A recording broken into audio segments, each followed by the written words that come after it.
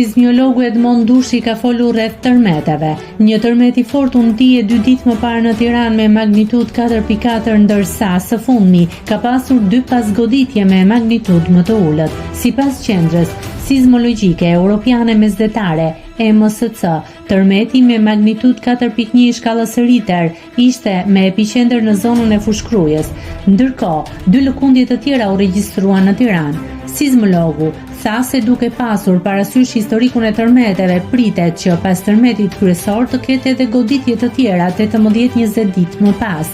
Ne kemi statistika gjithëpërfshirëse në të gjithë territorin. Të gjitha seritë tërmetore që ndodhin në zonat perëndimore të vendit zgjasin më shumë se tërmetet në zonën qendrore.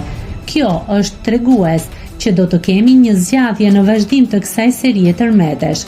Pa përhapur panik, bazuar mbi të dhënat që ne kemi aktualisht, nëse bëjmë llogaritjet, mund të llogarisim diku te 18-20 ditë nga tërmeti kryesor i datës 24, tha sismologu.